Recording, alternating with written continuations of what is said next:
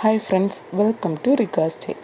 இன்றைக்கி நம்ம ரிகா ஸ்டைலில் தீபாவளி ஸ்பெஷல் ரெசிபி தேங்காய் லட்டு எப்படி பண்ணுறதுன்னு தான் பார்க்க போகிறோம். இப்போ வாங்க எப்படி பண்ணுறதுன்னு பார்க்கலாம். தேங்காய் லட்டு பண்ணுறதுக்காக ஒரு மீடியம் சைஸ் முழு தேங்காயோட வெள்ளை பகுதியை மட்டும் இந்த மாதிரி துருவி எடுத்துக்கோங்க. நீங்கள் துருவி எடுத்துக்கலைன்னா அந்த வெள்ளை பகுதியை மட்டும் சின்ன சின்ன துண்டுகளாக நறுக்கியும் எடுத்துக்கலாம். இப்போது இதை ஈரம் இல்லாத ஒரு மிக்ஸி ஜாரில் மாற்றிக்கோங்க. மாற்றினதுக்கப்புறமா இதை ரொம்ப நைஸாக இல்லாமல் குறப்பாக அடித்து எடுத்துக்கணும். இதோ பாருங்கள், இப்படி தான் நீங்கள் அடித்து எடுத்துக்கணும். நல்லா குறப்பாக அடித்து எடுத்துக்கோங்க. இப்படி எல்லா தேங்காவையும் அடித்து எடுத்ததுக்கப்புறமா அடுப்பில் கடாய் வச்சுட்டு அதில் ஒரு ஸ்பூன் நெய் ஊற்றிக்கோங்க. நெய் காஞ்சதும் அதில் நம்ம அடித்து வச்சுருக்க தேங்காயை போட்டு வறுத்தெடுத்துக்கலாம்.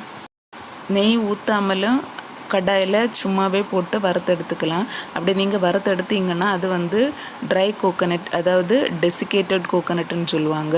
அந்த கோகனட்டை நம்ம ஸ்டோர் பண்ணி நிறைய நாளத்துக்கு யூஸ் பண்ணலாம். வேறு ரெசிபீஸ் எல்லாம் உங்களை அப்படி வேணும்னா கொஞ்சம் நிறைய தேங்காயை இந்த மாதிரி கடாயில் போட்டு சும்மாவே வறுத்தெடுத்து வச்சுக்கோங்க. இல்லைன்னா ஃப்ரெஷ் கோகனட்டாக வச்சு இந்த மாதிரியும் பண்ணிக்கலாம். அடுப்பை சிம்மில் வச்சுட்டு நல்லா கிளறி விட்டுட்டே இருங்க. இந்த தேங்காயோட கலர் லைட்டாக தான் சேஞ்ச் ஆகணும், நல்லா சேஞ்ச் ஆகக்கூடாது. ஒரு லைட் பொன்னிறமாக மாறுற வரைக்கும் கையை விடாமல் நல்லா கிளறிட்டே இருக்கணும்.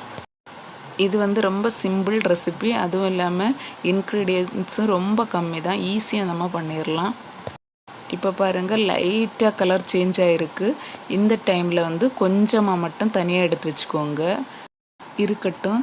இப்போது மீதி இருக்கிற அந்த தேங்காயில் ஒரு 200 ml போல் நம்ம மில்க் மெய்ட் சேர்த்துக்கலாம்.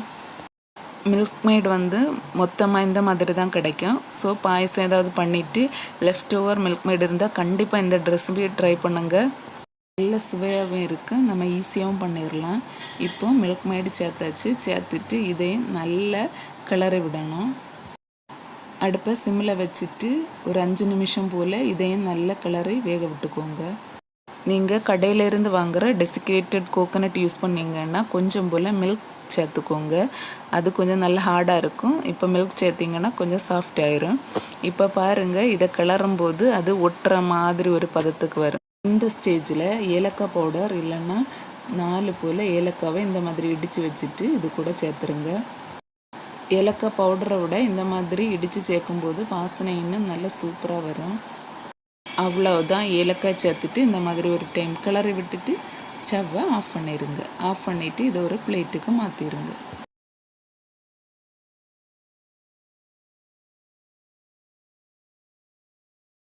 பிளேட்டுக்கு மாற்றினதுக்கப்புறமா கொஞ்சமாக சூடார விட்டுக்கோங்க. கொஞ்சம் சூடு ஆறினதுக்கப்புறமா நல்லா ஆறக்கூடாது, கொஞ்சமாக ஆறினதுக்கப்புறமா இந்த மாதிரி கொஞ்சமாக தேங்காவை எடுத்து லட்டுக்களாக பிடிச்சிக்கோங்க.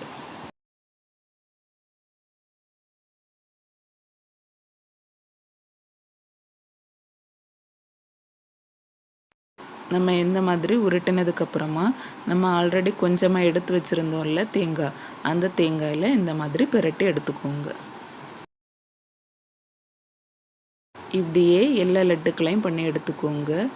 அவ்வளோதான், சுவையான லட்டு சீக்கிரமாக தயாராகிடுச்சு. இதை 1 or 2 days மட்டும்தான் வெளியே வச்சு சாப்பிட முடியும். நீங்கள் ரொம்ப நாள் ஸ்டோர் பண்ணணும்னு நினச்சிங்கன்னா ரெஃப்ரிஜிரேட் பண்ணி 1 week வரை யூஸ் பண்ணலாம். இப்போது இது மேலே நான் கொஞ்சமாக நட்ஸ் வச்சு டெக்கரேட் பண்ணிக்கிறேன். இது ஆப்ஷனல் தான். உங்கள்கிட்ட நட்ஸ் இருந்தால் பண்ணிக்கோங்க, இல்லைன்னா ஸ்கிப் பண்ணிக்கோங்க. யாராவது கெஸ்ட் வந்தாங்கன்னா ஈஸி அண்ட் சிம்பிளாக இந்த ரெசிபி பண்ணி கொடுங்க, கண்டிப்பாக விரும்பி சாப்பிடுவாங்க. இதை உடனே சாப்பிட்றத விட ஒரு 4-5 hours தாண்டி சாப்பிடும்போது இன்னும் நல்ல டேஸ்ட்டாகவும் வாசனையாகவும் இருக்குது. கண்டிப்பாக ட்ரை பண்ணி பாருங்கள். இந்த வீடியோ பிடிச்சிருந்தா லைக் பண்ணுங்கள், ஷேர் பண்ணுங்கள், அப்படியே சப்ஸ்கிரைப் பண்ணவும் மறக்காதீங்க. நெக்ஸ்ட் வீடியோ பார்க்கலாம். அது வரைக்கும் பாய்.